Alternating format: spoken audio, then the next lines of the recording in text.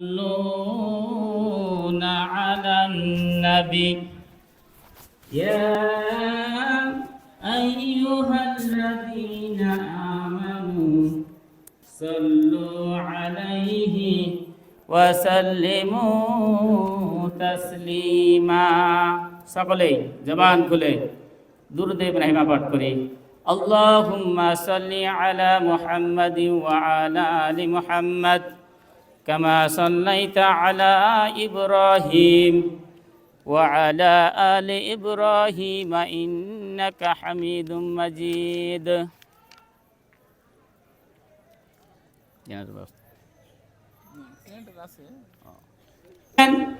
اجتنب خمسا قبل خمسين তোমরা পাঁচটা জিনিসের পূর্বে গনিমত মনে করবেন। বিশ্বনবী সাহাবীদেরকে উদ্দেশ্য করে বললেন, ও আমার সাহাবীরা তোমরা শুনো, পৃথিবীতে তোমরা পাঁচটা জিনিসকে গনিমত মনে করবে।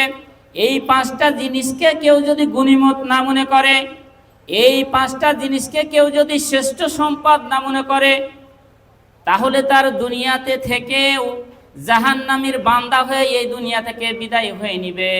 বিশ্বনবী এক নাম্বার বললেন সাবাবাকা কবলা হারামি। বিশ্বনবী বললেন তোমার যৌবনটাকে গুরুত্ব দিবে বার্ধক্য আসার আগেই। বিশ্বনবী এক নাম্বার বললেন যে তুমি যে এই দুনিয়াতে যৌবন তোমার যে দিয়েছি, শিশু কৈশোর পার হয়ে তোমাকে যে যৌবন কাল দিয়েছি, এই যৌবন কালটার গুরুত্ব তোমাকে বুঝতে হবে বার্ধক্য আসার আগেই। এক নাম্বার গনিমত। আপনি এই যে বৃদ্ধ হয়ে গেছেন, এই বৃদ্ধ হয়ে আপনি এখন নামাজ পড়ছেন, দান সাদকা করতেছেন, তসবিহ তাহলিল করছেন, কিন্তু যুবক অবস্থায় আপনি এগুলো করেননি। আল্লাহর নবী বলছেন যে সে ভুল করেছে। তাই যুবক যারা রয়েছে এই যৌবন কালটাকে বৃদ্ধ আসার আগেই, বার্ধক্য আসার আগেই গনিমত হিসাবে যৌবন কালে আপনাকে আমাকে বেশি আমল করতে হবে। দুই নাম্বার নবী বললেন ওয়াসিহাতাকা ক্বাবলা সাকামিক। তোমার সুস্থতাকে গনিমত মনে করবে অসুস্থতা আসার আগেই। আমার প্রিয় ভাইয়েরা, আপনারা দেখেছেন করোনা ভাইরাস যখন বাংলাদেশে ছিল তখন সন্তান মারা গিয়েছে। করোনা ভাইরাসের জন্য সন্তানকে কেউ কিন্তু কবর দিতে যায় নাই। পুলিশ এসেছে, লাঠি দিয়ে দূর থেকে তাকে নিয়ে একটা গর্ত খুলে ট্রাকে নিয়ে গিয়ে একসঙ্গে ঢালাওভাবে তাকে পশু পাখির মতন ডেকে দিয়েছে। যেরকম ঠিক না বেঠি? করোনা ভাইরাসে কিন্তু আপনার অসুস্থ হলে, আপনার সুস্থতা থাকলে যে কি নিয়ামত, এটা আমি বুঝি না। বিশ্বনবী বলছেন যে সুস্থতা যখন থাকবা তুমি ওই অসুস্থতার কথা তুমি মনে করবা যে এটা আমাকে আল্লাহ নিয়ামত দিয়েছে। আজকে দেখুন আপনার আমার বাড়িতে, আপনার আমার বাসায় অনেক মানুষ কিন্তু অসুস্থ হয়ে পড়ে আছে। তাই বিশ্বনবী বললেন সুস্থতাকে তোমরা নিয়ামত হিসাবে গনিমত মনে করবা, কারণ অসুস্থ হয়ে গেলে তুমি নামাজ পড়তে পারবা না, মসজিদে যেতে পারবা না, দিনের কাজ করতে পারবা না। তাই সুস্থতাকে এমনভাবে মনে করবা যে আমি অসুস্থ হয়ে যেতে পারি এখনই, এজন্য তুমি নিয়ামত হিসাবে মনে করবা। তিন নাম্বার বিশ্বনবী বললেন ওয়াগিনাকা ক্বাবলা ফাকরিক।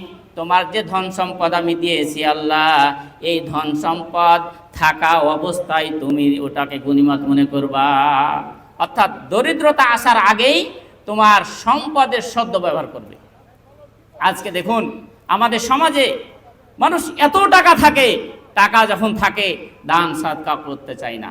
আজকে দেখুন এই যে একটা মাহফিলে এসেছি আমরা মহিলা হাফিজা মাদ্রাসার, এই গ্রাম থেকে শুরু করে অনেক টাকা পয়সা আছে, দেখবেন টাকা পয়সা দান করতেই চাই না। তো বিশ্বনবী বলছেন তোমাকে ধন সম্পদ দেওয়া হয়েছে, এই ধন সম্পদ একটা নিয়ামত। আল্লাহ রাব্বুল আলামিন তোমাকে একটা পরীক্ষা করছে, এই ধন সম্পদ তোমাকে পরীক্ষা করার জন্য দিয়েছে। তাই দরিদ্র হওয়ার আগেই তুমি তোমার সম্পদকে আল্লাহর রাস্তায় দান সাদকা করে তোমার পরকালের পুঁজি তৈরি করে নাও। চার নাম্বার বিশ্বনবী বললেন ওয়াফিরাগাকা ক্বাবলা শুগলিক। তুমি এই দুনিয়াতে ব্যস্ততা আসার আগেই তুমি যে ব্যস্ততা ছাড়া এই দুনিয়াতে ফ্রি অবস্থায় থাকো, এই ফ্রি অবস্থাকে তুমি গনিমত হিসাবে মনে করো। কেননা তুমি যখন ব্যস্ততা হয়ে যাবে তখন তুমি দিনের কাজ ভালোভাবে করতে পারবে না, তুমি ভালোভাবে আল্লাহর কাজ করতে পারবে না। এই জন্য তোমার অবসর সময়টাকে তুমি গনিমত হিসাবে মনে করবে। 5 নাম্বার, ওয়া হায়াতাকা ক্বাবলা মাউতিক, তোমার জিন্দেগি হায়াত থাকা অবস্থায় তুমি মওত আসার পূর্বেই তুমি হায়াতকে গনিমত হিসাবে দেখবে। কারণ এই দুনিয়াতে যখন আপনি আমি মরে যাব, এই দুনিয়াতে যখন আজরাইল চলে আসবে, তখন আর আপনি আমি ভালো কাজ করতে পারবো না। সুতরাং এই যে 5টি জিনিস, আজকে দেখুন আকাশের অবস্থা কি খারাপ, আবারও বৃষ্টি আসা আসা ভাব। তো এত কিছুর পরও আমরা দেখা গেল যে আমরা যে 5টি গনিমতের কথা আপনি বললাম, আমি যে এই 5টি গনিমতের মধ্যে দেখুন, 1 নাম্বার আমি বললাম যে তোমার বার্ধক্য আসার আগে কি করো, তোমার যৌবন কালটাকে তুমি গুরুত্ব দাও। তোমার দারিদ্র আসার আগে তুমি যে ধনী সম্পদশালী রয়েছো, এই সম্পদশালীকে তুমি মানে গুরুত্ব দাও। সুতরাং এটা হচ্ছে মসজিদের মাহফিলে আমরা এসেছি, মাদ্রাসার মাহফিলে এসেছি, মহিলা মাদ্রাসার মাহফিলে। তাই আমরা যারা এখানে এসেছি সবাই স্বেচ্ছায় বেশি বেশি করে দান করব, রব্বুল সংগঠন করবেন।